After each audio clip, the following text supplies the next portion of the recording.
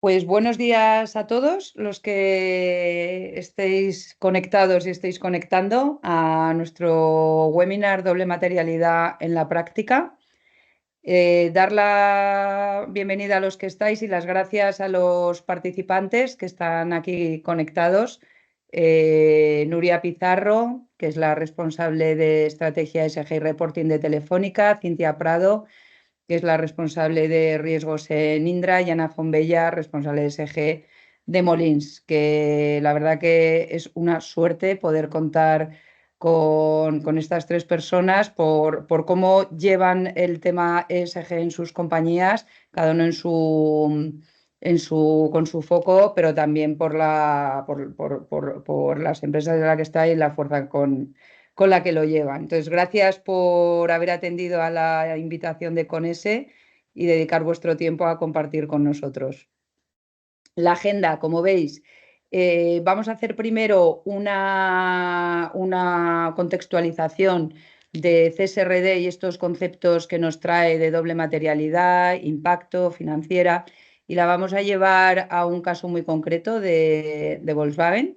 Y luego entrará Nuria a contarnos cómo lo han aproximado desde Telefónica.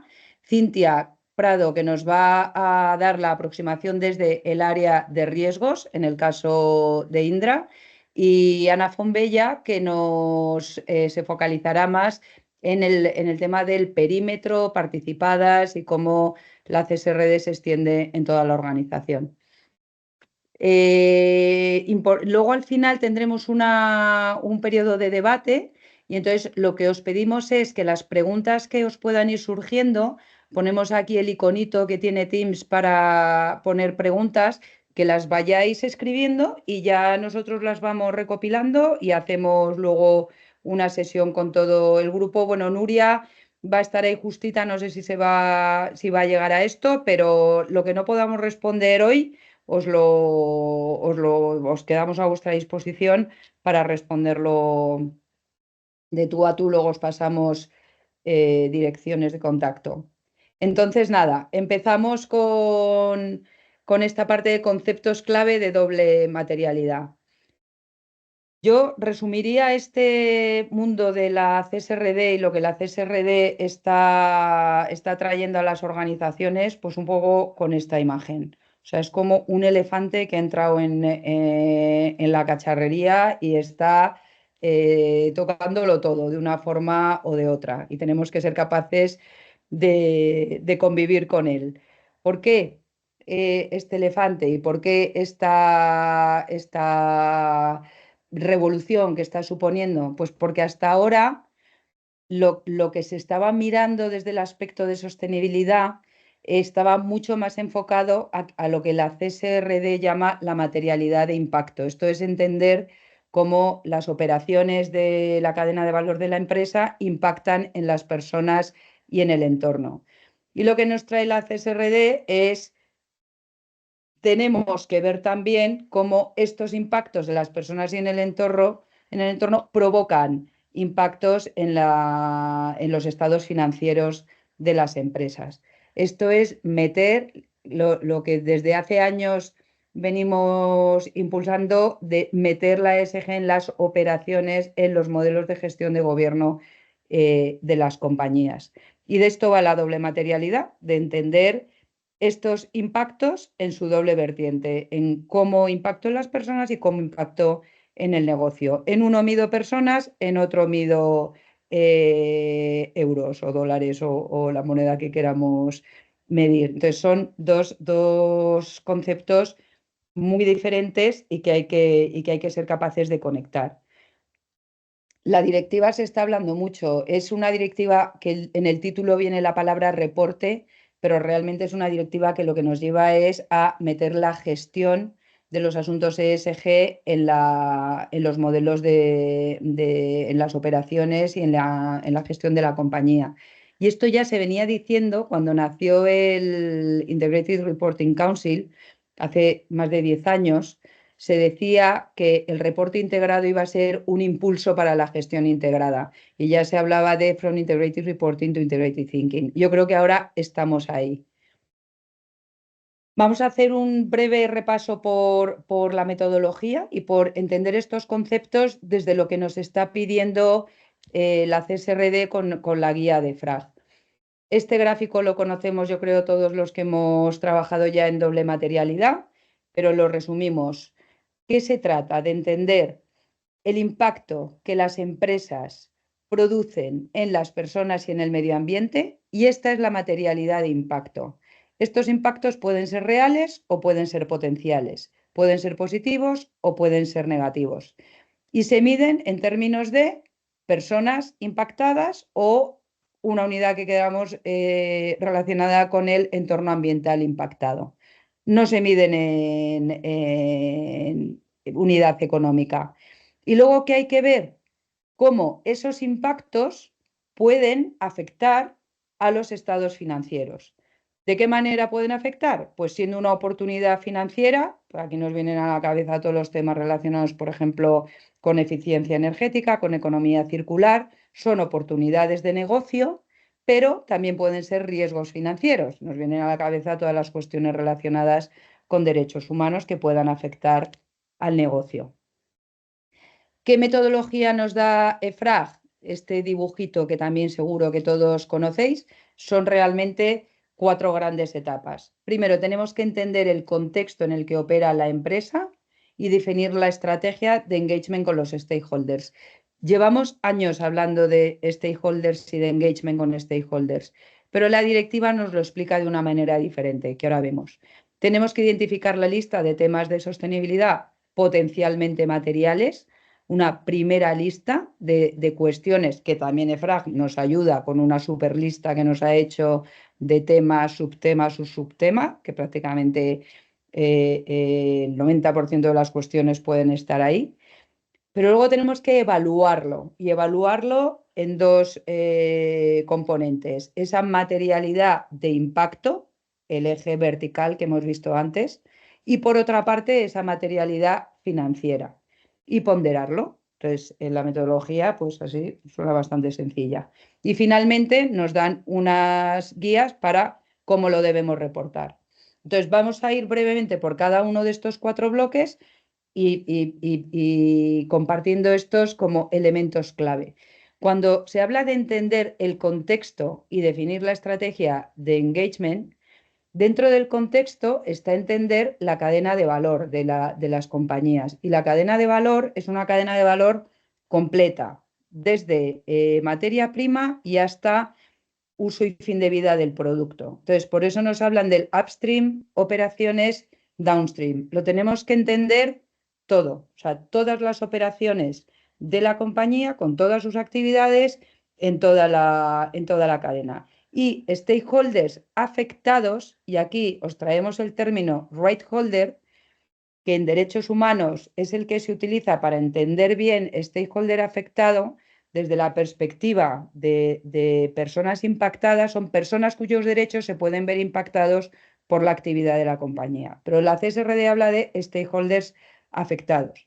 Y estos stakeholders que estábamos acostumbrados a trabajarlos de una manera global, con la CSRD en la mano hay que trabajarlos desde la perspectiva de cadena de valor. O sea, cada etapa de la cadena de valor tiene unos stakeholders afectados diferentes.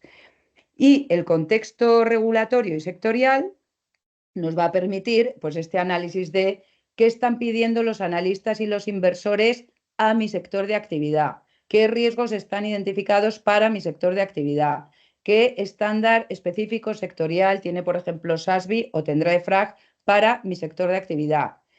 ¿Qué alegaciones, y esto es muy importante, hay en el Business and Human Rights Resource Center relacionadas con cuestiones de derechos humanos de mi sector de actividad? ¿Qué benchmark tengo porque lo hago propio o porque ya existe como en el World Benchmark Alliance?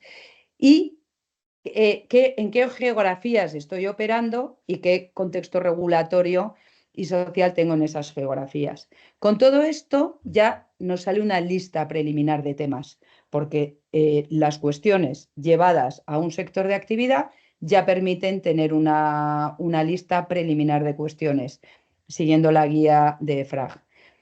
Lista secundaria, ¿cómo? Pues utilizando identificando las cuestiones específicas de mi cadena de valor, de mi compañía, que lo que nos están diciendo es, oye, que ya mucho ya está identificado. Muchas empresas ya habéis hecho un proceso de debida diligencia de derechos humanos, ya habéis reportado el TFCD, tenéis los riesgos climáticos analizados, tenéis otro tipo de iniciativas en las que se han identificado impactos relevantes en materia de en las personas y en el entorno.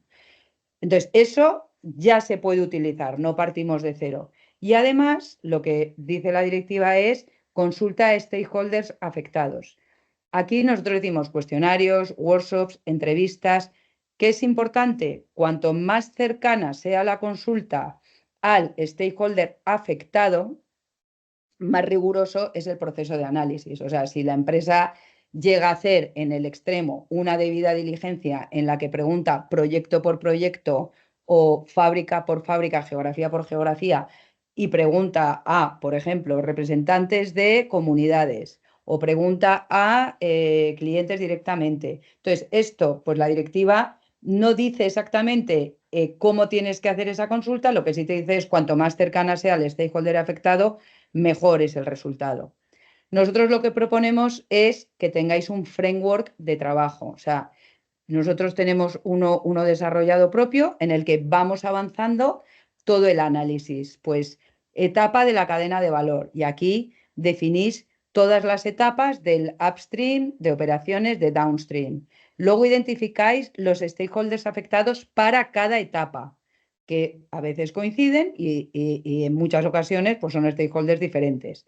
Los temas SRS, los subtemas y los subtemas. Aquí un tip que os damos. Lo dice la directiva y lo repite varias veces. La lista de asuntos AR16 no es exhaustiva. Es una lista que vienen muchos de los temas, pero en ese proceso que se va a hacer luego de cuestionarios, de entrevistas, de análisis de detalle, pueden salir otras cuestiones que no están. Pero bueno, aquí tener ya categorizados todos estos temas te facilita mucho el trabajo. Hay que cualificar el impacto, definir el tipo de impacto, es positivo, es negativo, es un impacto real, ha ocurrido ya una inundación o es un riesgo potencial, el horizonte temporal, directiva muy importante, corto, medio, largo plazo. La vinculación al impacto, o sea, ¿es una causa directa o yo contribuyo, la empresa contribuye? Por ejemplo, en materia de derechos humanos es muy claro como en materia prima normalmente es contribución, porque no se contrata directamente la materia prima, en otros casos sí. Y luego, evidencias, y aquí os damos otro tip.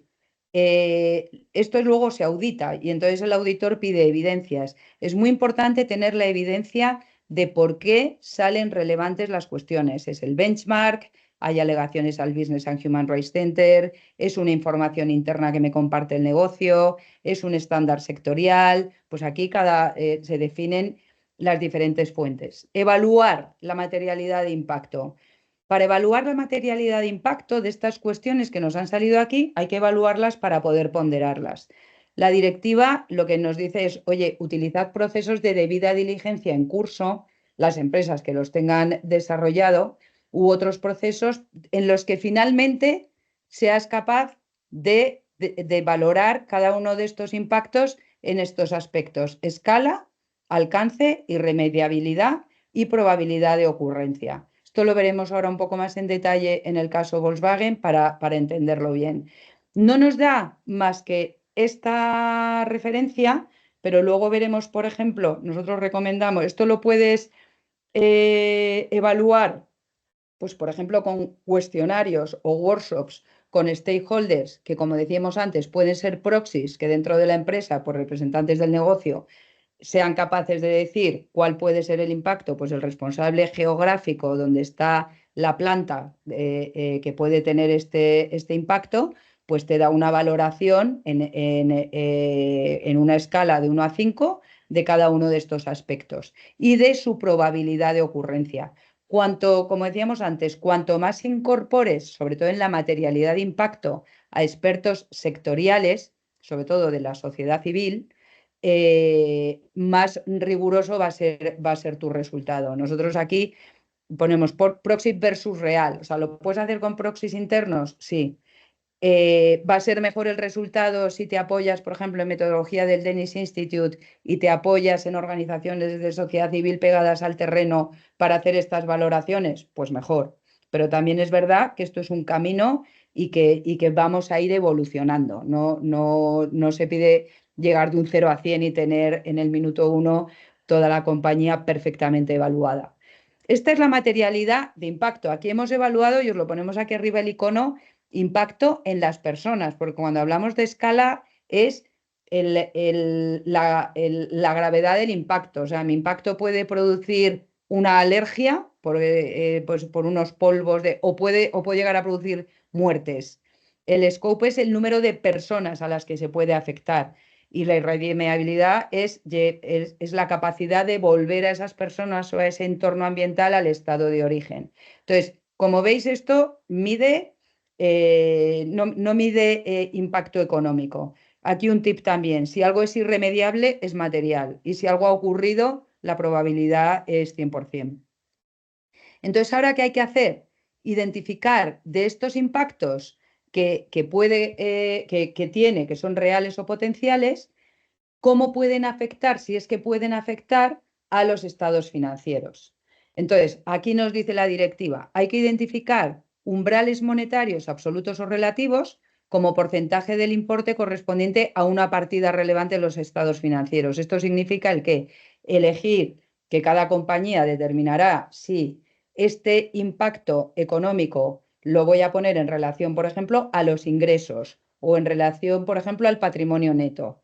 Entonces, ¿qué hay que mirar? Si está la magnitud financiera del impacto. ¿El impacto que estoy analizando puede suponer un riesgo en términos de incrementos de coste de producción, pérdida de mercado o sanciones? ¿Y cuánto? Y lo valoro. Y luego lo pongo en relación a porcentaje sobre ingresos para poder tener un umbral sobre el que comparar. Oportunidad, lo mismo. Esto me puede reducir, este impacto puede suponer una reducción de costes de producción, un acceso a nuevos mercados, un acceso a financiación. ¿En cuanto? Lo valoro y lo pongo en relación, por ejemplo, a los ingresos. ¿Cómo se hace esto? Pues aquí es sí o sí, y de ahí pensad en el elefante, el área financiera, área de riesgos y unidades de negocio. Desde luego, los riesgos, área de riesgos, luego Cintia nos lo reforzará, y área financiera. Las oportunidades, es que es el negocio el que entiende en términos económicos cuánto puede suponer oportunidades en términos de negocio. Entonces, así como el anterior involucra más a stakeholders afectados, a stakeholders que tienen que ver con las personas impactadas, en este caso es el negocio financiero, riesgos, unidades de negocio, el que es capaz de aportar esta información. Cuanto más cercano al área de negocio donde se pueda producir este riesgo o esta oportunidad, como decíamos antes, mejor se va a hacer la valoración económica.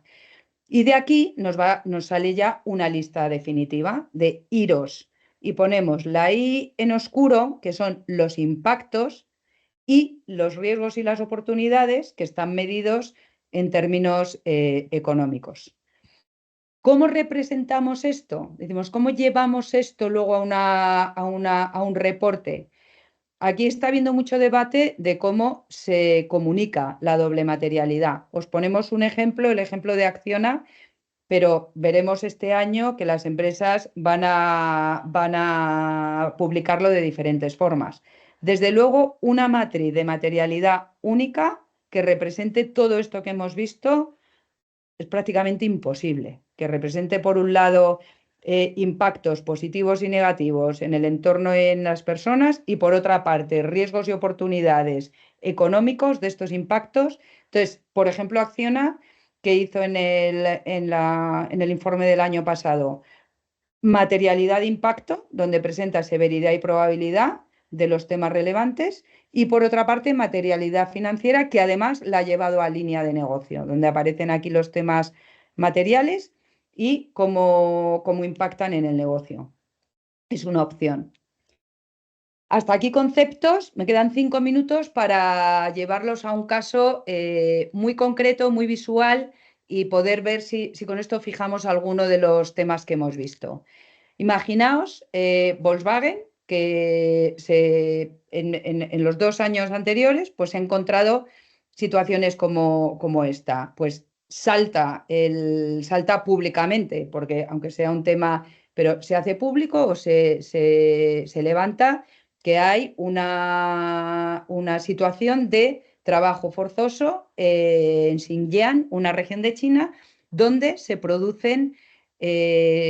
obtienen minerales y materiales, muchos de los cuales van a formar parte del coche eléctrico. Aquí tenemos una serie de informaciones, Naciones Unidas, y de aquí el gobierno americano, que forman parte de toda la cadena, desde la minería, el procesado, el material para la batería, productos a Estados Unidos, pues en su cadena de valor diría, pues en materia prima yo tengo un impacto en trabajadores de las minas en una zona determinada que es Xinjiang, donde en este caso hay un riesgo real de trabajo forzoso, pero además es que lo distribuyo en una geografía que es Estados Unidos, donde tengo una regulación que no me permite meter productos que no demuestren que no son producidos en Xinjiang. Si nos fuéramos a su framework, y lo estuvieran haciendo con este framework, pues tendrían materia prima, stakeholder afectados, trabajadores de la cadena de valor, el tema SRS dirían es el S2, trabajadores de la cadena de valor, y en el subtema dirían es el S2, trabajo forzoso. O sea, la guía te lleva a tener este tema como material. Tipo de impacto negativo. Es un impacto real, ya se ha dado. Pero fijaos que estamos en el impacto. O sea, ya sabemos que hay trabajo forzoso en Xinjiang. No sabemos si se ha materializado. Esto por entender lo que es la probabilidad del impacto y la probabilidad de la materialidad financiera. La materialidad de impacto es la probabilidad de que ocurra trabajo forzoso en Xinjiang. Ha ocurrido, existe el informe. Además, en el corto plazo, porque ya está. Mi vinculación no es directa, es de contribución, porque Volkswagen no compra directamente esta materia prima. Y la fuente, pues ponemos un ejemplo, hay más de una fuente, pero ya hay alegaciones en el Business and Human Rights. Si hiciera la evaluación de este impacto, y aquí nosotros os compartimos como propuesta metodológica, quien quiera hacer un análisis más exhaustivo de los impactos, la metodología del Dennis Institute, donde dice, por ejemplo, que si el asunto impacta en un área donde hay un grupo vulnerable específico, impacta más del 50%, ya es alto. El grupo vulnerable de los uigures es relevante en la región de China, es un grupo que se está... Entonces, haciendo este análisis, y aquí os ponemos un ejemplo de valoración que se ha hecho teniendo en cuenta responsables, o sea, una valoración que han hecho responsables del sector automoción, la probabilidad es 100% porque se ha dado, pero además el impacto es alto porque hay trabajo forzoso de un colectivo vulnerable como es este grupo musulmán. Nos saldría aquí. Vale, ahora la materialidad financiera. ¿Qué pasa? Que esto es un riesgo, nos vamos directo a riesgos. ¿Cómo podemos medir con números este riesgo? Pues realmente se ha tenido que reemplazar piezas. El coste de reemplazo de las piezas es un incremento de costes de producción. Pero además hay una pérdida de mercado, porque esto en Estados Unidos ha provocado una pérdida de mercado. No les han dejado entrar. Pero además, si lo miramos en el largo plazo, en Europa ha entrado una regulación que también prohíbe de la comercialización de productos que vengan con trabajo forzoso. Luego, además, tendría que calcular, y ya estoy en mi tiempo, que calcular la sanción que podría tener cuando entre en vigor el marco europeo. Este es el concepto de medio-largo plazo. En el corto plazo la probabilidad es del 100%, me han parado los coches, pero en el medio-largo plazo la probabilidad de sanción la tendría que calcular. Por eso la diferencia entre la probabilidad del impacto, que la probabilidad del impacto es que haya trabajo forzoso, y la probabilidad del impacto financiero, que es me paran los vehículos en la aduana o se me para una producción o me sancionan con el nuevo marco europeo. Entonces, se haría este análisis de costes y Volkswagen lo que haría en este caso es llevarlo a un porcentaje sobre sus ingresos para ver ese umbral y que decidan desde el área de riesgos o decidan en el comité donde se decida la materialidad si esto pasa a ser material, que vamos, 100% que pasa a ser material. Entonces, un poco ya reflexiones y ya paso la palabra a Nuria. Materialidad de impacto es un análisis cualitativo en el que se recomienda involucrar especialistas de sociedad civil para llevarlo a lo más cuantitativo que se pueda, como hemos visto con el Denis Institute. El proceso de materialidad financiera hay que involucrar a negocio y al área financiera. EFRAG no establece la metodología exacta para la cuantificación y para elegir estos umbrales. Hay que hacer camino. Hay que mirar corto, medio, largo plazo. Y este hacer camino, el camino lo están haciendo no solo las empresas que están trabajando en esto, sino también el propio EFRAG con sus guías y en España el Instituto ELICAC, que está trabajando también guías específicas. Doy la palabra a Nuria, dejo de compartir para que nos traslade cómo está haciendo esto Telefónica. Gracias, Begoña. Excelente. Tu exposición y además que no es fácil, o sea que excelente, gracias. Bien, no sé si veis mi pantalla. Perfecto. Fenomenal, lo voy a poner en modo presentación para que se vea mejor.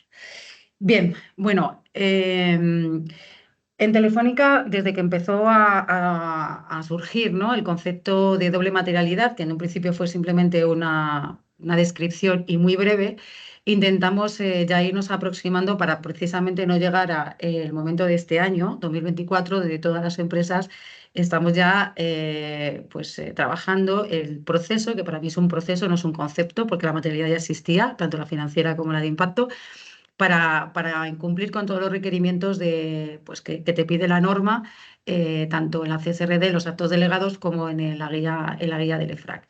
Como veis, bueno, se ve un poco pequeño, pero bueno, os pasará, como van a pasar la presentación y también tenéis nuestros informes de sostenibilidad, veréis los cambios que ha habido, como bien ha dicho Begoña, seguramente este año las matrices no estén, por lo menos las matrices tanto de impacto financiero como impacto en la sociedad del medio ambiente no estén tal cual, ¿no? Porque es muy difícil mostrar, y también para cumplir con los requerimientos de la norma, mostrar todos esos requerimientos en una matriz. Es bastante complicado, con lo cual nos vamos a encontrar primero con unas etiquetas para cumplir con todos esos requerimientos, con lo cual podremos comparar entre mismas empresas o por lo menos del mismo tamaño y también entre el sector, pero seguramente habrá una disparidad de cómo publicar los resultados de la doble materialidad.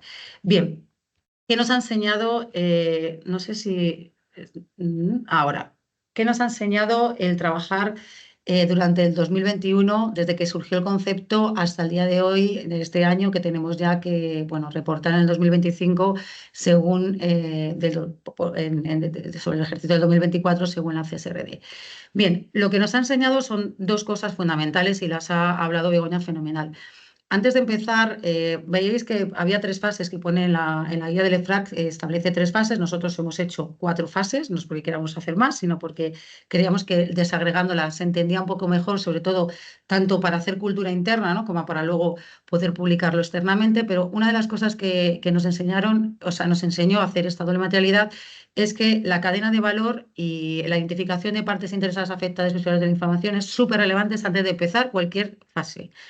Es más, la cadena de valor y las partes interesadas están durante todo el proceso de doble materialidad. Por eso es tan importante, antes de empezar cualquier fase, tener muy bien definida la cadena de valor. Sabéis que el FRAC y la directiva downsizing, ¿no?, para que desagregues hasta el 2027 cada vez más la cadena de valor, con lo cual se va a complicar mucho más y seguramente se identificará mucho más impactos, riesgos y oportunidades a medida que se desagregue la cadena de valor. Luego os mostraré un ejemplo, bueno, más o menos como lo hemos hecho nosotros, y sobre todo porque la desagregación de esas actividades, la desagregación de la parte aguas arriba, de operaciones propias o aguas abajo, te va ya intuitivamente te va a identificar qué agentes están involucrados en los posibles impactos, en los impactos potenciales, los impactos reales. Además, qué tipo de geografías pueden estar más expuestas a esos impactos. Yo creo que este input de la cadena de valor es el primer ejercicio que yo os recomiendo, desde bajo nuestra experiencia, que hagáis súper, bueno, este año a lo mejor un poquito más alto nivel, pero a medida que pasen los años hasta que ya se tenga que desagregar más, veréis que os van a ayudar muchísimo para poder entender cada una de las fases de la doble materialidad. Y luego otra parte de un input muy importante, las partes interesadas, ¿no? Que luego os comentaré cómo lo hicimos nosotros. Begoña ya lo ha anticipado, nosotros también hemos hecho un análisis de contexto, partimos primero de la R16, comentaros que la R16 es el pan nuestro de cada día de cualquier verificador, con lo cual hay que tenerlo en cuenta sí o sí, pero hay que hacer un primer screening. Y ese primer screening, y ya lo ha anticipado también Begoña, lo tienes que hacer tanto como fuentes internas como fuentes externas, como un montón de publicaciones, informes que puedas tener para decir, oye, hay temas en los que jamás voy a poder sacar ni un impacto, ni un riesgo, ni una oportunidad, porque es que no forma parte de mi modelo de negocio. No, o sea, no hay ningún área que me pueda valorar esto, porque es que este tema o este subtema no me aplica ni a mi modelo de negocio y ahora recuerdo mi cadena de valor. Es más, es que no tengo ni grupos de interés afectados sobre ese tema. Con lo cual, el análisis de contexto os va a hacer un primer screening de los temas, subtemas y subtemas que van a tener aplicación para después la segunda fase. Es más, y también lo ha anticipado antes Begoña, esta primera fase lo que hacemos también es, oye, no solamente me quedo con estos temas y subtemas, sino que además voy a ver en función de, pues eso, de mis grupos de interés, o sea, los requerimientos que me están dando mis grupos de interés, las expectativas que están teniendo de mí, las fuentes internas, las externas. Voy a ver si tengo algún tema que la norma no me lo está recogiendo ahora y que sí lo tengo que tener en cuenta porque tanto mis materialidades de antes, que ya tenía yo o sea, ya teníamos una serie de temas, como lo que me está dando el sector y las tendencias, necesito incorporar algún tema que ahora mismo en la norma no hay ningún estándar sobre esos temas, son los temas específicos del sector. Bien, vamos a la segunda fase, lo ha contado fenomenal Begoña, pero también hacemos una identificación y evaluación de impactos, riesgos y oportunidades. Esta identificación de impactos, riesgos y oportunidades, os voy a explicar un poco cómo lo hemos hecho en Telefónica, por si os puede ayudar, ¿no? Como bien ha comentado, es imprescindible, esto no es un tema del área de sostenibilidad, es un tema de compañía y hay que involucrar a todas las áreas que ya estaban trabajando estos temas, porque los impactos, los riesgos y las oportunidades, estoy segura que todas las compañías que tienen que reportar este año ya se estaban trabajando en informes o en metodologías diferentes, parecidas, pero que no estaban en este concepto de doble materialidad. ¿Qué output nos va a salir de aquí? Nos va a salir un output de listado de IROs identificados y evaluados, ¿vale? Todavía no sabemos la materialidad de esto. Simplemente hemos identificado y evaluado bajo unas métricas que marca la norma y que yo tengo que demostrar ante el verificador que he utilizado esas métricas y tengo que irme a la tercera fase para saber cuáles van a ser mis hilos materiales, mis estándares que van a ser materiales y los temas sobre los cuales voy a tener que reportar en esos estándares. Bien, ¿cómo lo hacemos nosotros? Pues digitalizamos el proceso, sobre todo para tener un control de toda la información. Lo que hacemos es normalizar las evaluaciones que hemos obtenido de todos los hilos. ¿Y por qué digo lo de normalizar? Porque la tendencia normalmente es que lo negativo lo ponderemos menos que lo positivo. Y una de las cosas, lo único que sí que te establece la norma es que no menoscabes los impactos negativos y los riesgos versus impactos positivos y oportunidades. Y para eso tienes que normalizar una vez que tienes el consolidado de todas las evaluaciones, para que esto no ocurra. Estableces un umbral de materialidad lógico, porque si estableces un umbral de materialidad muy alto, te puede pasar que te salgan casi todos no materiales, y también si estableces un umbral muy bajo, te salga todo material. Eso no es la realidad de la compañía. Por eso es importante que primero tengáis una foto de todos los impactos, riesgos y oportunidades de todas las evaluaciones para poder luego establecer un umbral que puedas justificar ante el verificador y que sea lo más objetivo posible y el paso anterior, normalizarlo. ¿Qué nos da la cuarta fase? Para mí la cuarta fase es los resultados de la doble materialidad, la validación y me faltaría la parte del reporte, ¿no? que no es baladí, que además también está verificada. Sabéis que ahora mismo los verificados van a auditar absolutamente todo lo que forme parte del informe de sostenibilidad bajo, de momento, aseguramiento limitado. Ya veremos la transposición y veremos todo, pero de momento bajo aseguramiento limitado.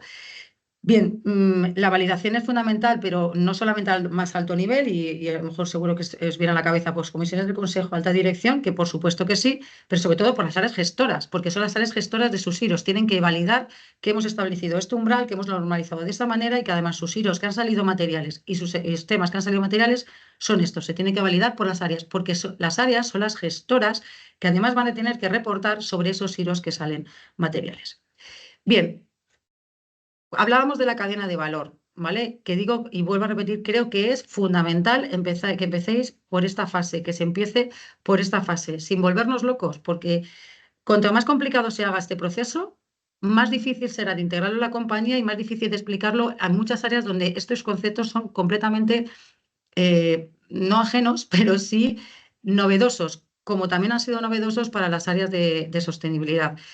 En la parte, si veis, o sea, esto está como muy alto nivel. Debajo de todo esto hay actividades, hay geografías, hay agentes que están involucrados en esas actividades, con lo cual ya con esto ya os da un contexto, como os decía, de ese primer screening, de lo que va a ser material, o sea, de los temas que pueden ser potencialmente materiales o no. Y ya te va dando pistas de qué tipo de impactos van a surgir. Aparte de, pues bueno, pues con diferentes fuentes que, como bien comentaba Begoña, se puede analizar luego los impactos negativos de muchas fuentes, pero si ya tienes este tipo de cadena de valor, la manera de recabar evidencias de si es un impacto potencial o real va a ser mucho más sencillo. ¿Cómo se hace cómo hemos hecho, ¿no? La parte de los grupos de interés? Primero, identificándolo. Y además la norma te dice Key Stakeholders Affected. Es decir, tienes que establecer y priorizar, primero identificar todos tus grupos de interés. Ya da la norma unos mínimos que tienes que tener en cuenta sí o sí. Tienes que priorizarlos porque, bueno, pues por un montón de metodologías que ya existen y las áreas sostenibles somos bastante, ya no somos ajenas a todo esto, ¿no? Pues por interés, por influencia, por lo que queráis, ¿no? Cada compañía lo hace de diferente manera. Y luego, ¿qué te va a determinar esto? ¿Cómo los voy a involucrar en el proceso material? ¿Veis que es importante tenerlo antes? Pues por lo menos para nosotros lo que hemos aprendido es que es mejor tenerlo antes. Porque esto vas a decir, pues los quiero involucrar, algunos en el análisis de contexto para ver si cubro todas las expectativas que estos grupos de interés, que pueden ser potencialmente afectados, me están requiriendo. Los vamos a poner, pues, por ejemplo, nosotros lo hemos hecho en la identificación y la evaluación de los IROs. Para mí es súper relevante que el grupo de interés afectado me diga cuánto es importante para él, para medir, por ejemplo, en la escala, que es donde nosotros lo hemos utilizado, para medir en la escala cuánto de importante es para ellos este tipo de impacto si ocurriera. Es decir, si esto ocurre, ¿cuánto es de relevante para ti? Pues alto, medio, bajo, etcétera. Y por supuesto la validación. Una validación tanto externa por la parte de los verificadores, pero también validación, la gente, bueno, hay otras compañías que también lo hacen, se puede hacer focus group con los grupos de interés afectados sobre los hilos más materiales, etcétera. Nosotros lo hemos hecho con las áreas gestoras de sostenibilidad, con los responsables de los hilos, la externa mediante verificación, porque ya en la parte de identificación y evaluación ya sí que hemos validado con los grupos de interés afectados que estos impactos realmente son como los hemos identificado, ¿de acuerdo? Bien, este es bueno, ya lo había anticipado también Begoña, pero también lo hemos hecho así nosotros. Como decía, vamos a hacer el primer screen. Cojo el AR16, hemos cogido todos los temas y subtemas, hemos visto los temas que no nos aplicaba de ninguna manera, nos los hemos descartado y no voy a analizar IROs. Por otro lado, hemos visto si teníamos algún tema específico de nuestro sector que deberíamos incluir, porque también hay una fuente, por ejemplo, SASB, que os recomiendo. SASB es una materialidad que va por sectores, donde te dice, y además está hecho para financieros, donde te dice qué temas son específicos de tu sector. Y si os metéis en la materialidad de SASB, veréis que si ponéis vuestro sector, os encontraréis con unos temas que deberías tener ya te está dando pistas de qué temas debes de tener en cuenta, aunque la norma no te lo diga. Y así lo hemos hecho en Telefónica. ¿Hemos analizado fuentes internas y externas? Sí. Y también lo anticipaba Begoña. Nosotros sí que llevamos trabajando muchos años el tema de derechos humanos, bueno, todo derechos humanos y la debida diligencia. Muy importante que si tenéis informes de diligencia y habéis trabajado en los derechos humanos, tiene que ser coherente los impactos negativos, porque vuestro verificador va a ver si vuestros impactos negativos que habéis identificado y evaluado se corresponden con los que tenéis en vuestro informe de diligencia, porque si no, hay una incoherencia total. No puede ser que tengas impactos negativos en la doble materialidad que no estén reflejados en la diligencia. Y si no es así, a lo mejor se tiene que actualizar. Pero sí que tiene que haber, además, como un check. Mi informe de diligencia es esto, esos son mis impactos y no me estoy dejando ninguno en la doble materialidad. Tenemos informes de contribución económica. que son impactos positivos. Hemos utilizado ese informe de contribución económica, el modelo de gestión de riesgos de Telefónica, por supuesto, o sea, tienes que tener tu mapa de riesgos y así lo hemos utilizado nosotros, los informes de impactos de dependencia del capital natural que teníamos, el plan de acción climática, la cadena de valor telefónica, en fin, hemos utilizado un montón de fuentes internas y de fuentes externas que también que ya habíamos analizado en años anteriores trabajando en la doble materialidad. Pues bueno, el marco regulatorio, por supuesto, CSRD, debe de diligencia, entre otras, analistas inversores estándares que sean más relevantes y más influyentes para nuestro grupo de interés. Vuelvo a grupos de interés. ¿Veis lo importante que es tener identificarlos y priorizarlos? Porque así sabes dónde tener que involucrarlos, en este caso, en el análisis de fuentes internas. ¿Esto qué te hace? Un screening de temáticas. Coge lista de análisis de fuentes internas y externas, hago un screening, digo qué temas de la ARS se van a considerar y analizar, qué temas de la ARS van a ser descartadas y no van a ser de aplicación ni por mi modelo de negocio, ni mi cadena de valor, ni por mi estrategia, ni por mis grupos de interés. Tiene que estar justificado para que vuestro verificador sí os lo compre, por decirlo de alguna manera. Y luego, qué temáticas específicas son específicas de Telefónica. Así lo hemos hecho. No digo que sea el mejor, pero a nosotros nos está sirviendo y sobre todo intentar hacerlo lo más sencillo posible. Esto que nos ha dado un listado de temáticas potencialmente materiales. Digo potenciales porque de momento no sabemos si son materiales. No hemos hecho una segunda fase que es el análisis de los hilos. No quería poneros aquí todo lo que ponemos en escala, tal, porque bueno, esto ya te lo dice la norma, pero sí que el proceso os puede servir de un poco, si queréis, cómo lo hemos hecho nosotros. Lo que nos hemos dado cuenta estos años, que lo primero que tienes que analizar son los impactos negativos. ¿Por qué? Porque, primero, los impactos negativos, todos los que salgan de ahí y ya estén identificados y evaluados, se tienen que analizar desde el punto de vista de riesgos, y eso se llama la norma riesgos de impacto y riesgos de dependencia. Es decir, si tú tienes un riesgo de impacto negativo, tendrás que ir en la parte de riesgos y ver qué tipo de riesgo te puede causar este impacto negativo, ¿vale? Por eso digo que siempre, o sea, nosotros nos hemos dado cuenta que el impacto negativo tiene que ser lo primero.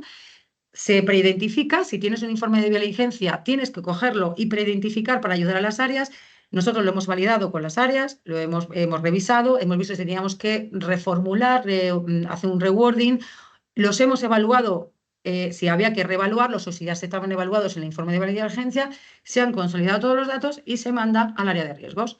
El área de riesgos hace su trabajo porque es el área de riesgos, es el dueño realmente de los riesgos. Bueno, el dueño sería, podemos decir que es el área que tiene que ayudar, ¿no? O que tiene que estar, por supuesto, incorporado en el proceso de análisis de materialidad. Se vinculan qué tipo de impacto negativo se puede vincular con el proceso global de riesgo y con el mapa de riesgos de la compañía.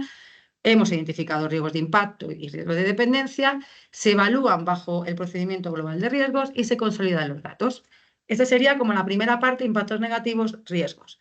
Con la parte de impactos positivos igual, se hace una preidentificación con el informe de contribución, se consolidan los datos, se envió a las áreas gestoras, se revisó y se validó con ellas y después se vinculan entre impactos positivos y oportunidades, porque también así te dice la norma. Es decir, algunos impactos positivos pueden suponer oportunidades para la compañía, ¿vale?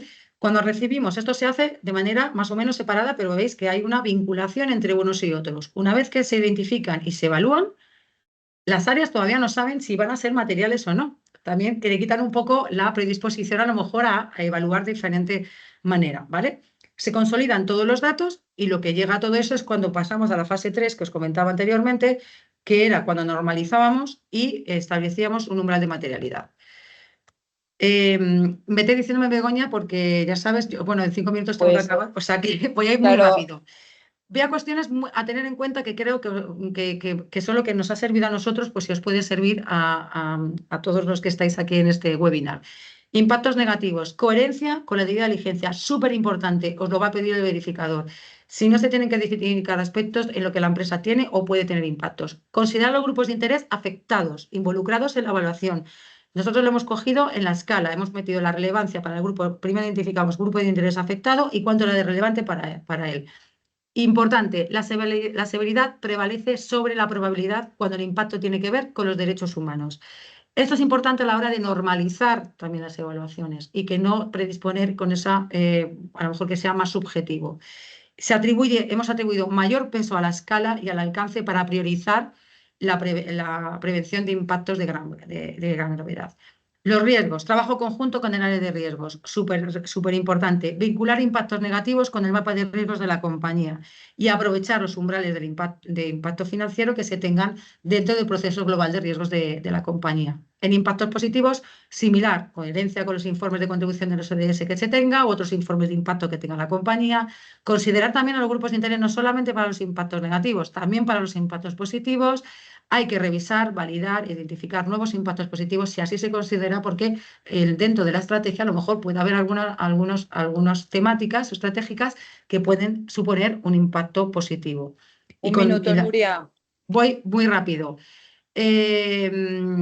Esto lo voy a dejar, como vais a tener la verdad y perdonar que al final creo que, bueno, quería centrarme mucho en temas de cadena de valor y en la parte del proceso de grupos de interés, porque a nosotros sí que nos ha servido centrarnos muchísimo en eso.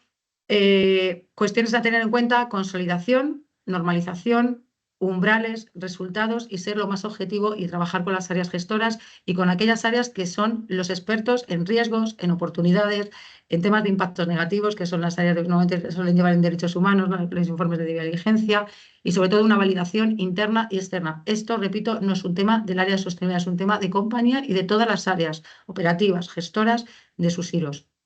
Así lo hemos reportado el año pasado.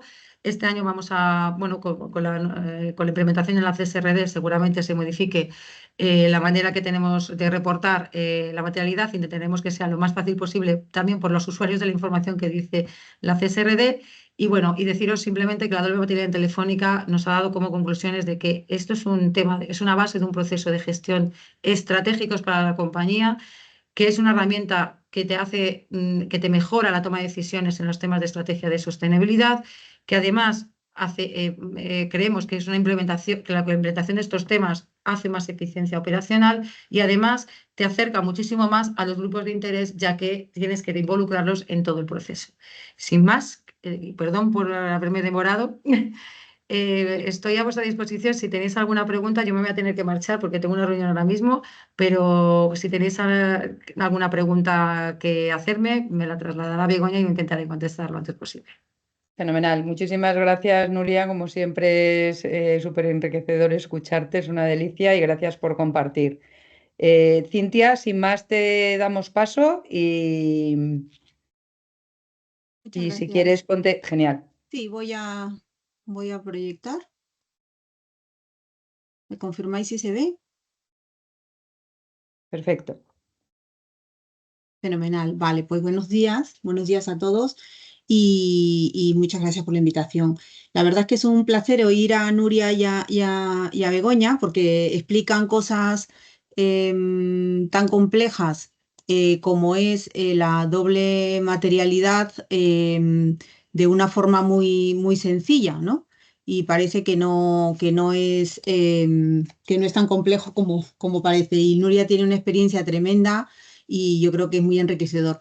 Yo me he quedado con dos cosas, bueno, con una cosa principalmente y luego pues otra segunda. La primera es que han mencionado tanto Begoña como Nuria en su exposición la importancia de los stakeholders en la compañía y luego que los IROs son de la compañía, no son del área de sostenibilidad ni tampoco de ningún área en particular, ¿no? Son de la compañía. Por lo tanto, yo lo que vengo a contaros es, bueno, tengo una mala noticia y una buena. La mala es que la CSRD trae algo más que el reporte de la información de sostenibilidad. Es decir, cuando parece que ya tenemos la matriz y tal de doble materialidad, no es suficiente. La CSRD ha venido para cambiar una forma de trabajo en las compañías. La buena noticia es que ya existe en las compañías stakeholders que pueden ayudar en ese proceso, ¿no? Y yo creo que es clave apoyarse en esos stakeholders para poder remar todos en una sola dirección para que el siguiente reporte pues no cueste tanto como este primero y además desarrollar esa resiliencia para las siguientes modificaciones o normativas que puedan surgir en materia de sostenibilidad. Entonces, para aquellos que a lo mejor no estén muy familiarizados con el área de riesgos, quería traer esta diapositiva bueno, es una visión cartera, se le llama una visión cartera. Desde el área de riesgos globales, de riesgos empresariales, ya se trabaja la visión de los riesgos a distinto nivel y por lo tanto un mapa de riesgos global, que es el que tenemos aquí arriba, un mapa de riesgos de la compañía, que es un poco uno de los entregables estrella de las áreas de gestión de riesgos empresariales, no es más que el bottom-up, ese trabajo de identificar riesgos a distinto nivel para poder tener un mapa de riesgos coherente de la compañía. Y los riesgos que están en mapa de riesgos globales, pues son los riesgos que la compañía reconoce como sus principales riesgos y por lo tanto pone medidas de mitigación para trabajar en ellos, ¿no? Lo que es la gestión de riesgos empresariales, que es estas siglas Enterprise Risk Management, tiene una metodología que al final, en la mayoría de casos, las distintas áreas trabajan una versión de ellas, ¿no? Hay metodologías un poco más diferentes, como por ejemplo las metodologías de seguridad de la información, que habla de amenazas, etcétera, pero el resto de metodologías de las distintas áreas pues tienen una similitud.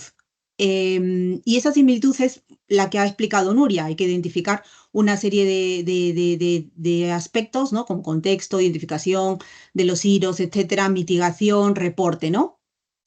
De esta forma, un poco el área de riesgos empresariales, al tener esta visión de abajo hacia arriba, no solamente tiene una visión de los riesgos, sino que, bueno, también tiene una visión de indicadores que puedan trabajarse en los distintos niveles. ¿Y qué tipo de áreas son estas? Pues estas áreas son las áreas de la compañía, tanto las que reportan información de sostenibilidad como las que no. Aquí puede haber un área financiera o puede haber un área de recursos humanos, un área de calidad, el área de seguridad de la información, gestión de proveedores, etc. Es decir, que ya la metodología de riesgos empresariales trae y gestiona y lleva una dinámica en relación a los riesgos que está muy alineada con la metodología que describe CSRD, porque claro, no puede ser de otra manera. Al final son modelos estándar de gestión de riesgos. Entonces, pasamos a la siguiente diapositiva, donde aquí tiene mucha letra, pero esta secuencia de arriba es la secuencia estándar de la gestión de riesgos corporativos. Como veis, tiene mucha similitud con el flujo que os explicaba Nuria, ¿no? Hay un contexto, hay una identificación de riesgos, hay unos análisis, hay una evaluación, esto se tiene que monitorizar y finalmente hay un reporte. Entonces, como decía, el área de riesgos empresariales ya hace una recopilación de esa información y ya, digamos, viene trabajando una dinámica de indicadores y acciones mitigadoras con las distintas áreas. Luego hay unos círculos que veréis, hay unos círculos morados, unos círculos verdes y tal. Llamo la atención sobre los círculos morados porque son los elementos en los que ambas metodologías nos complementamos. Hay muchísima sinergia. Por comentar alguno, o algunos, no los voy a comentar todos, pero por comentar uno en el que Nuria se ha detenido, ¿no? Es el contexto interno y externo. O sea, el área de las áreas de riesgos, o la metodología de riesgos, ya tiene embebido un análisis continuo del contexto interno y externo. Si hay conflictos geopolíticos, o sea, es una dinámica continua. Durante todo el año se está analizando el contexto interno y externo. Contexto interno relevante, el plan estratégico, por ejemplo, ¿no? Entonces, la cadena de valor al final se enfocará a lo que es la estrategia de la compañía, donde nos hemos marcado estar, donde nos hemos marcado operar y cómo nos hemos marcado operar. Entonces, hay una relación muy grande con la estrategia que las áreas de gestión de riesgos empresariales ya integra dentro de su contexto interno. Externamente, también se suelen tener informes externos de tendencias globales que afectan al negocio de la compañía concreta, con lo cual es una información que viene bien de cara a compartir con el área de sostenibilidad, por ejemplo, para tener un input. Entonces, este contexto interno y externo no es exactamente el 100% de lo que necesita un área de sostenibilidad porque efectivamente pues hay que hacer unos análisis de los impactos, de los temas más relevantes por sector y tal. Pero eso hace que el área de riesgos también evolucione su contexto interno y externo porque es al final un paraguas, ¿no? Otros elementos, por ejemplo, que también se comparten con las áreas de sostenibilidad son, pues, por ejemplo, trabajos de interconexión de riesgos que se hagan. Es importante también para tenerlo en cuenta en la evaluación de los riesgos. El catálogo de la compañía es un elemento que es un input para el área de sostenibilidad, pero el resultado de la doble materialidad de los asuntos, de toda la información relacionada con los IROs, es un input para el catálogo. Todos los años nosotros actualizamos el catálogo con el input del resultado de la doble materialidad, porque si es material, es algo que debería de estar recogido en un catálogo que lo que tiene que tener y describir son todos los riesgos que afectan a una compañía y sus impactos. Asimismo, se suelen manejar unas escalas financieras normalmente. Bueno, hay de todo, pueden haber muchas escalas de distintos tipos, pero por ejemplo las escalas financieras, los alcances, un poco el alcance del horizonte temporal, etcétera, son elementos que también se gestionan en RM. Y cuanto más alineados estén, porque la RM trabaja con el periodo de los planes estratégicos, cuanto más alineados estén, mayor unicidad de reporte conseguiremos. Otra información, pues por ejemplo, aquí comentaba, ¿no? En la identificación de riesgos, pues RM recoge información de distintos mapas de riesgos de la casa, ¿no? Entre ellos, el de doble materialidad. Se trabajan indicadores, se trabajan análisis específicos, evaluaciones de riesgos, acciones de mitigación, etcétera. Llamo la atención sobre este punto porque, por ejemplo, le he puesto los dos colores para justamente comentar sobre él.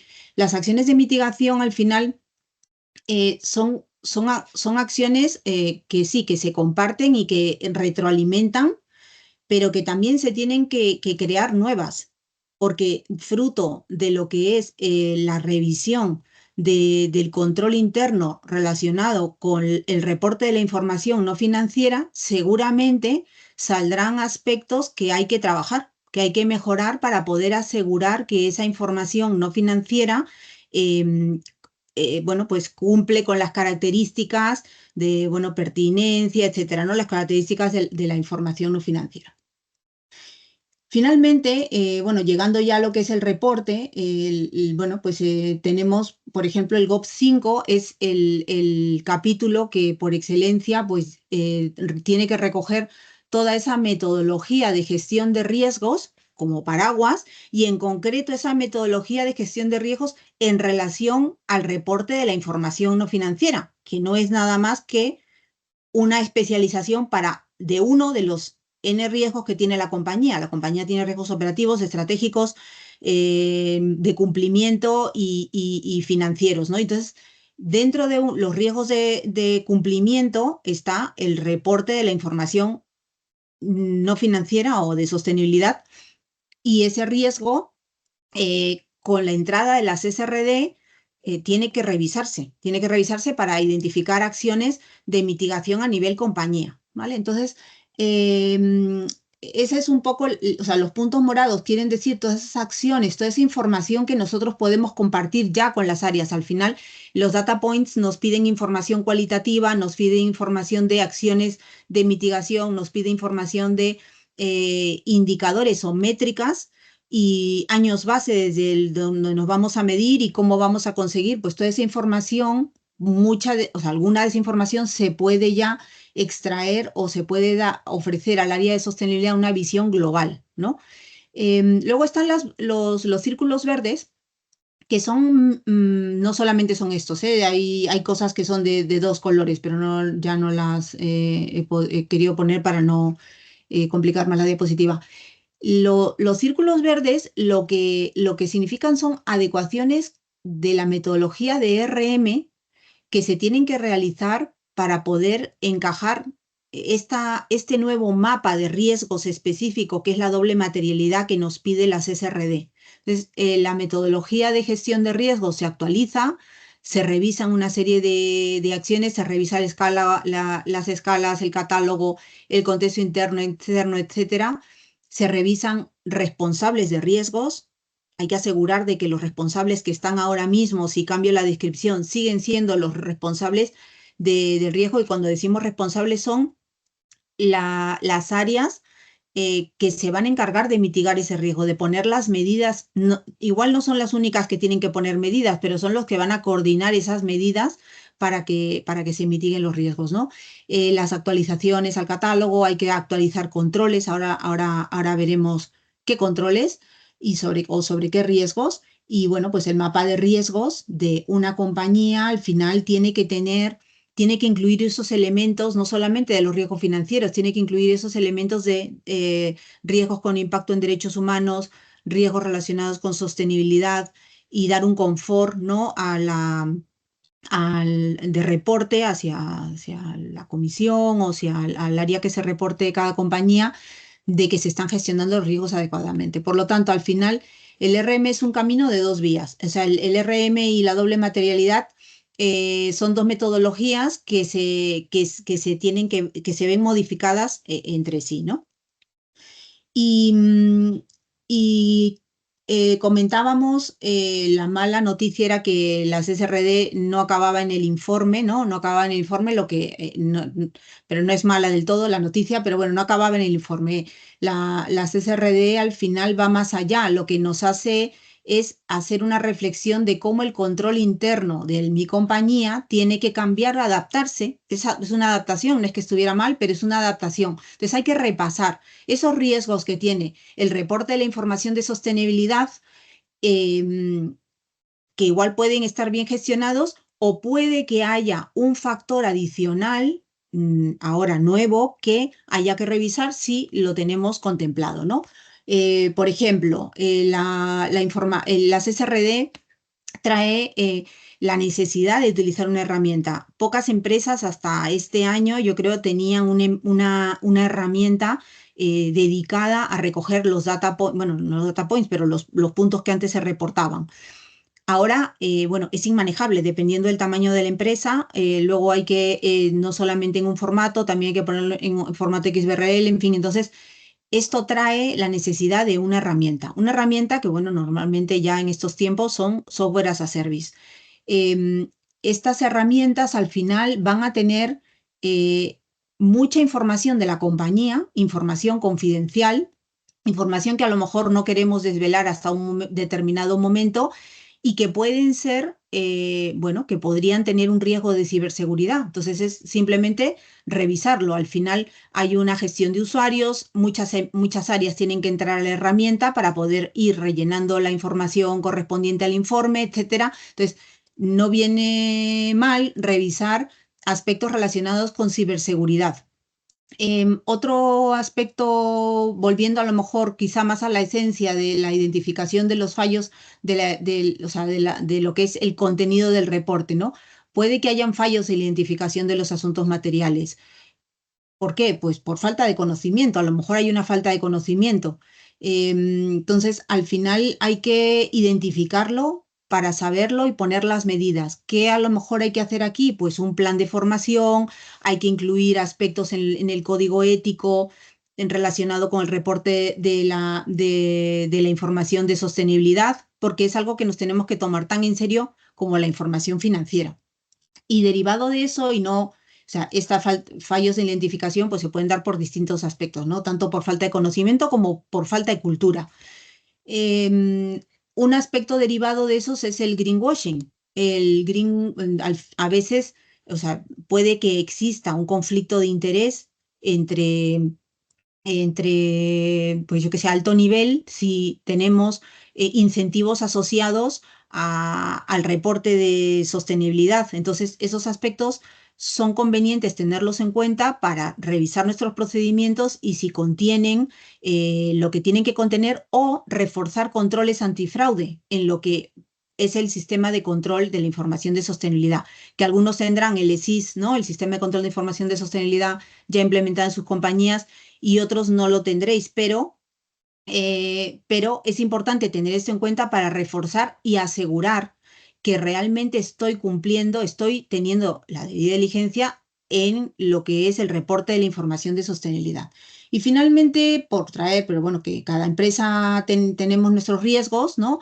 Pero la CSRD trae como unos estándar a revisar, ¿no? Entonces, otro que es relevante y empresas que a lo mejor que cotizan en bolsa pueden tener es el relacionado con la información que anteriormente se reportaba en un informe de sostenibilidad o unos estados de información no financiera que estaba menos reglada, eh, bueno, sí, menos reglada, y entonces se reportaba información no solamente de cara al regulador, sino también de cara a otros stakeholders como podrían ser índices bursátiles, analistas, etcétera, ¿no? Entonces, o accionistas e inversores. Entonces, ¿qué pasa con esa información que no estoy pudiendo reportar? Pues hay que tomar alguna medida. Hay que pensar que la CSRD me está identificando unos puntos que tengo que contestar de una forma muy concreta, pero sin embargo se me queda fuera otro contenido que tengo que pensar cómo exteriorizar, ¿no? Cómo reportar hacia afuera de cara a mis grupos de interés. Por ejemplo, incluso auditores externos de normas concretas que podamos tener en la casa. Entonces, eso es un poco lo que comentábamos, que hay algo más, ¿no? Que es la revisión del control interno relacionado con la información de sostenibilidad. Y ya por cumplir con plazo, última diapositiva.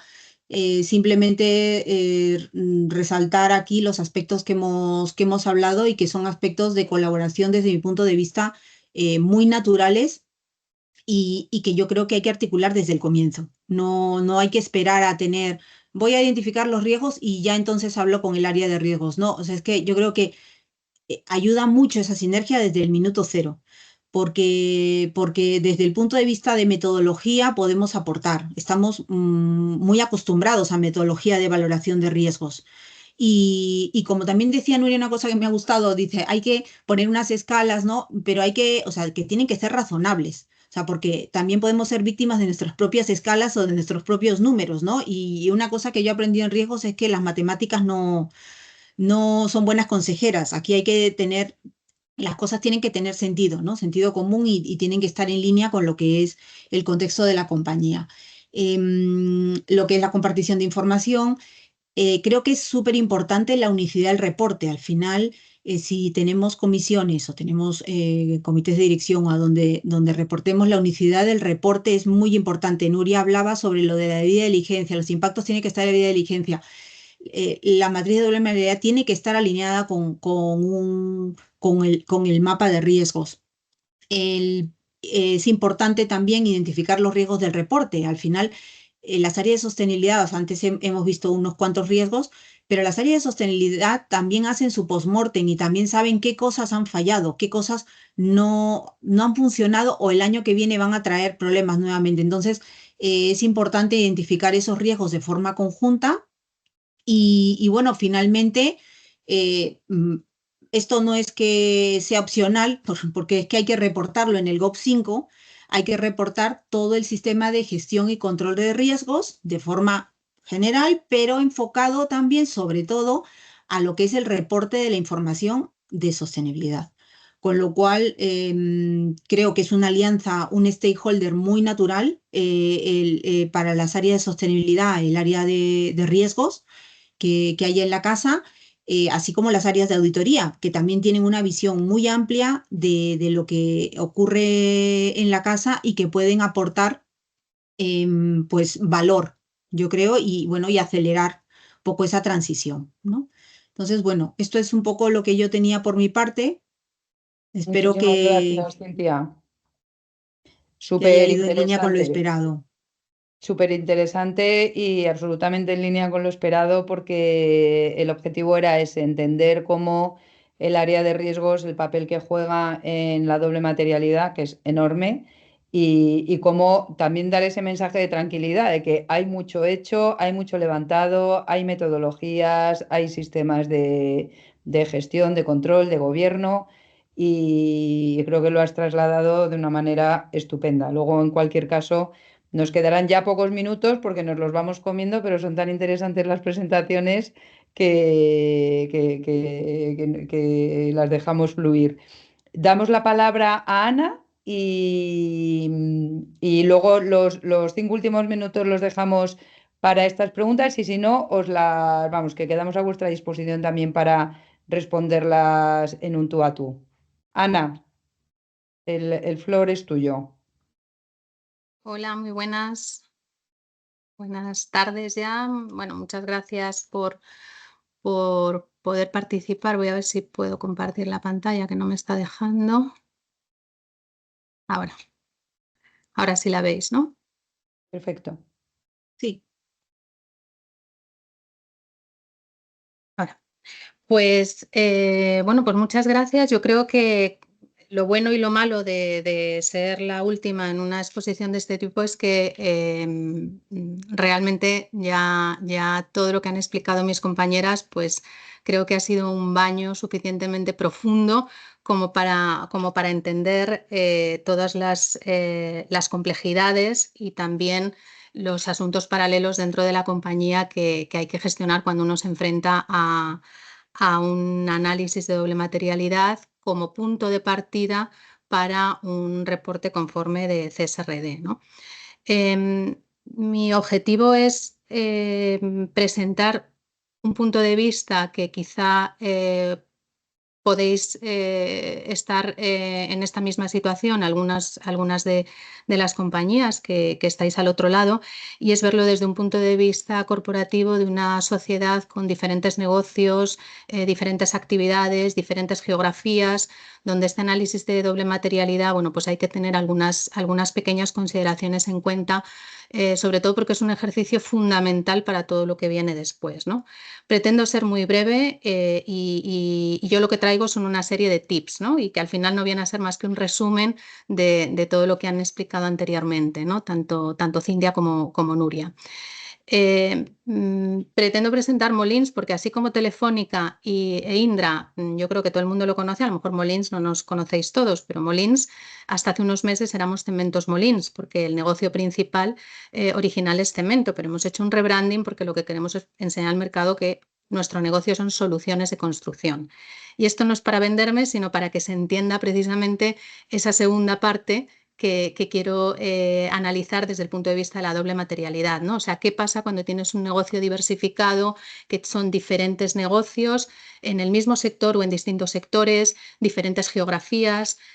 Bueno, pues cómo hay que tener esto en cuenta en ese análisis de doble materialidad, ¿no? Porque en nuestro caso, pues partimos de un producto que es el cemento y alrededor de él pues hay un montón de actividades asociadas, prefabricados, hormigones, tenemos un negocio específico de economía circular para la generación de combustibles alternativos para nuestras plantas, o sea que son distintos negocios y eso que hace que los impactos, los riesgos y las oportunidades sean muy diferentes en función de la actividad y en función también de la geografía. No es lo mismo en un entorno europeo, sobre todo si hablamos de temas como emisiones de CO2, a un entorno pues en otras geografías menos maduras en este y en otros aspectos, ¿no? Entonces, por eso es para entender un poquito el enfoque que pretendo darle a la presentación. Y ya digo que voy a ser bastante breve porque creo que la oportunidad de preguntar es muy interesante.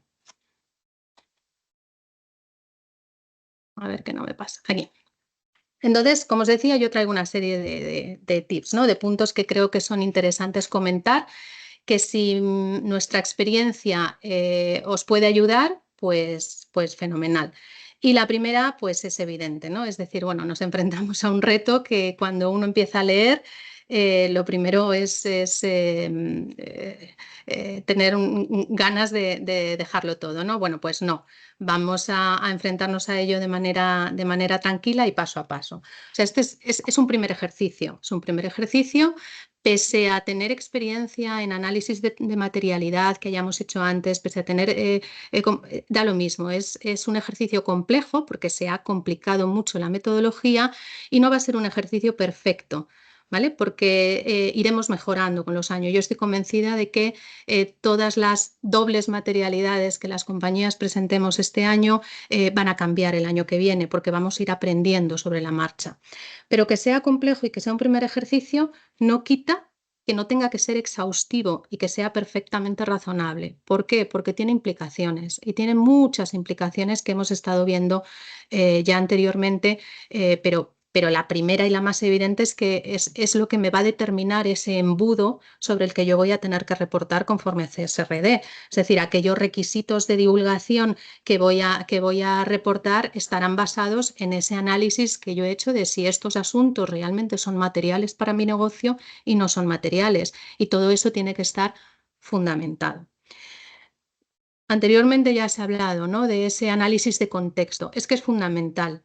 No partimos de cero, ¿no? Tenemos que hacer, yo pongo ahí un benchmark, no me refiero a un benchmark para hacer un cortapega, porque es que esto no es café para todos. O sea, pero sí que se aprende mucho leyendo, se aprende mucho viendo otras situaciones, y no solamente de nuestro sector, sino de otros sectores, ¿no? Entonces, todo ese primer análisis que uno tenga oportunidad de hacer va a simplificar después el punto de vista, no el proceso, pero sí la filosofía con lo que uno se puede enfrentar a ello. Y tiene que ser un enfoque progresivo, es decir, un enfoque que vayamos, pongo ahí de menos a más, a lo mejor no se entiende, es de arriba a abajo, al revés, quizá es de más a menos, es decir, de un enfoque más global para poder ir profundizando. ¿Por qué? Os lo digo desde mi propia experiencia, igual tenéis otra opinión, pero si empezamos demasiado desde abajo, perdemos la visión, perdemos esa perspectiva, ¿vale? Entonces nos podemos ahogar en un análisis en detalle. Vamos a empezar por un análisis macro y vamos a ir profundizando en aquellos puntos que realmente son críticos, en aquellos asuntos que realmente identificamos que son materiales y que merecen ese análisis más exhaustivo, ¿no? Y sobre todo para no perdernos en las pequeñeces. El segundo punto es el alcance. Y aquí sí que quiero hacer un pequeño, bueno, un pequeño zoom, y es porque, bueno, en un primer lugar, o sea, la directiva establece pues un marco sobre las operaciones propias y sobre la cadena de valor. En eso estamos todos de acuerdo, y esa cadena de valor, además, cuanto más podamos llegar a un nivel de detalle, más nos va a aportar, ¿no? Pero ¿qué pasa? Que la directiva establece al mismo tiempo que el alcance del reporte no financiero, de la información no financiera, tiene que tener el mismo alcance que los estados financieros. Y ahí quizá en algunas corporaciones, como es nuestro caso, pues lo primero que nos ha hecho ha sido un proceso de reflexión interno de decir, bueno, nuestros negocios en los distintos países tienen diferente nivel de control. Entonces ya no solamente el control financiero, el control operacional, una cosa es lo que dice la directiva, otra cosa es la estrategia interna de la compañía con respecto a sus filiales y sus participadas. Entonces eso requiere una reflexión interna a muy alto nivel, de no solamente qué tengo que reportar conforme a la CSRD, qué me van a auditar o qué tengo que dar, qué información tengo que dar al mercado, sino cómo quiero tratar también estos asuntos desde una perspectiva más de negocio, ¿no? Entonces, para nosotros eso ha sido un elemento fundamental y un punto de partida de reflexión. Es decir, ¿cuáles son mis diferentes negocios? ¿Qué diferencia hay entre unos y otros en cuanto a mi capacidad de actuación? ¿Cómo tengo que enfrentarme a este análisis de doble materialidad teniendo en cuenta ese punto de vista, ¿no? No solamente desde el punto de vista de la propiedad y del control financiero, sino también desde el punto de vista de la diversificación geográfica, porque tenemos que analizar también, oye, pues ese riesgo país, ¿no? Pero no solamente el riesgo país, sino, bueno, pues hay diferentes, para nosotros hay impactos, riesgos y oportunidades muy importantes, como podréis entender, asociadas a a la mitigación del cambio climático, porque nuestra propia actividad así lo tiene, pero claro, el nivel de madurez en las diferentes geografías es muy diferente, el acceso a la tecnología, las realidades socioculturales son diferentes, ¿no? No es lo mismo Europa que otros países. Por lo tanto, eso es otro elemento que hay que meter en este análisis de doble materialidad. Si nos vamos a asuntos sociales, lo mismo, ¿no? Cuando hablamos en el análisis de doble materialidad, los grupos vulnerables, hombre, pues no es lo mismo si consideramos como grupo vulnerable pues, las mujeres, dependiendo en qué realidad y en qué geografía te encuentres, ¿no? El impacto, los riesgos y las oportunidades son diferentes.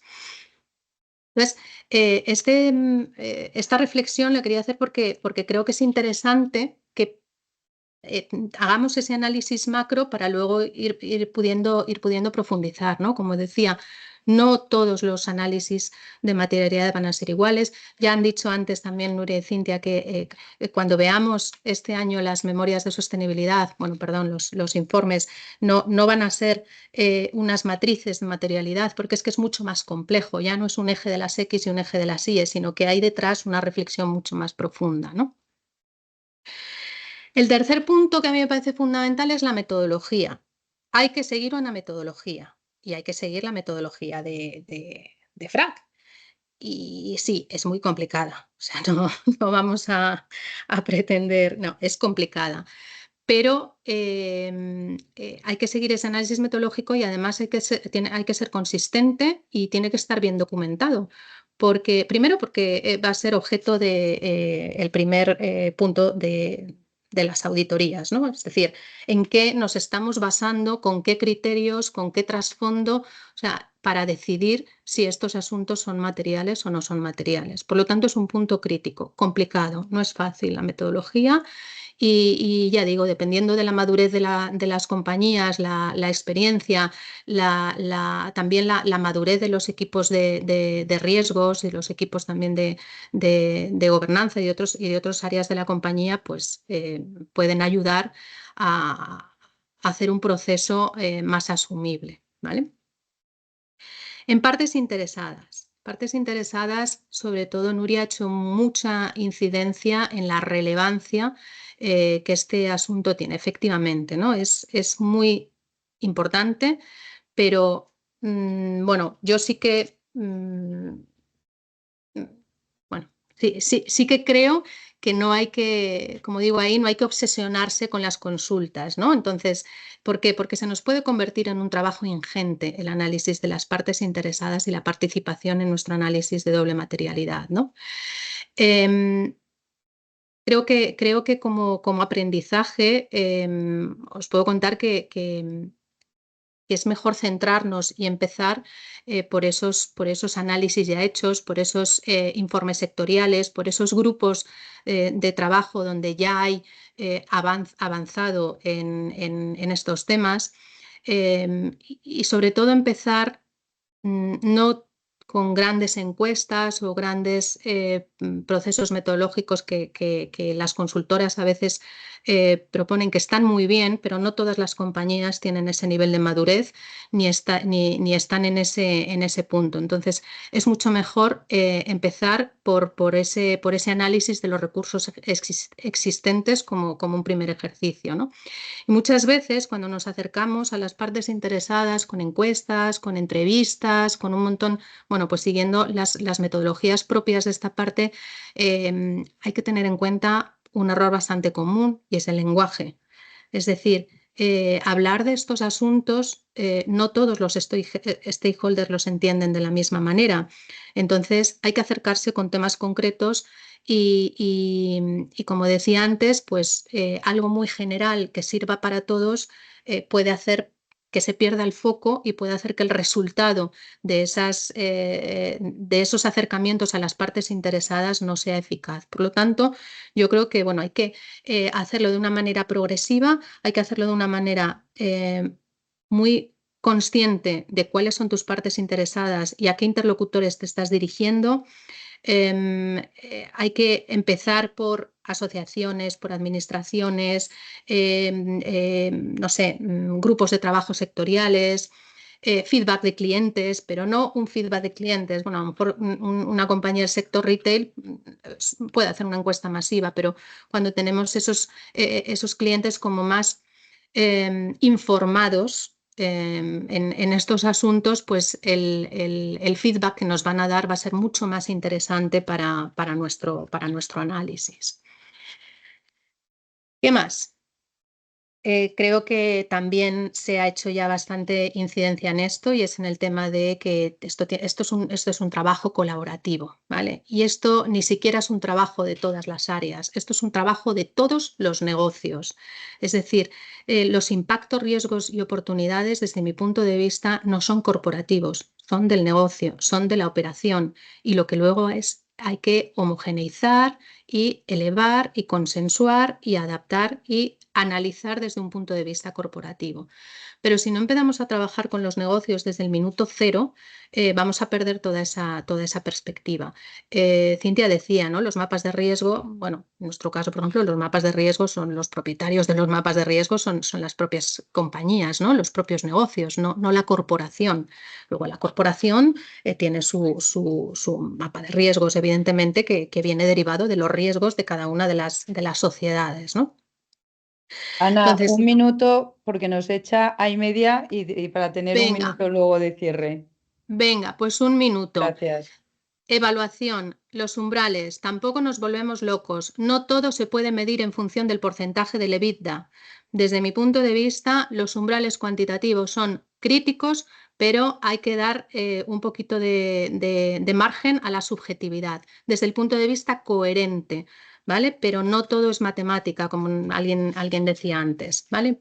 Un error muy común, el que esto se quede a nivel de esto es un reporte. No, es que esto no es un reporte, o sea, esto es algo que va más allá porque al final va a derivar en la estrategia de la compañía. Por lo tanto, esto no se tiene que quedar a nivel de áreas, a nivel de negocios, a nivel de riesgos, a nivel de sostenibilidad. No, esto es una misión de la dirección de la compañía y del consejo de administración. Por lo tanto, tienen que ser conscientes de esos resultados, de esta doble materialidad y cómo va a impactar, porque como digo, tiene implicaciones.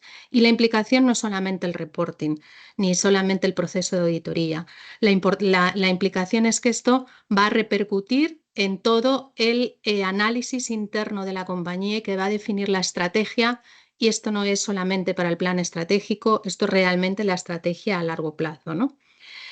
Porque al final la directiva, y en último caso el análisis de material, la directiva CSRD, hay una frase que yo se la oía a Ramón Puello, no sé si es suya o no, pero yo me quedé con ella, y es que esto no es una directiva de reporting, sino que es una directiva de gestión disfrazada de reporting. Por lo tanto, a nivel de dirección, a nivel de consejo, esto tiene que estar en el orden del día en los comités y en las comisiones de auditoría y en los consejos de administración.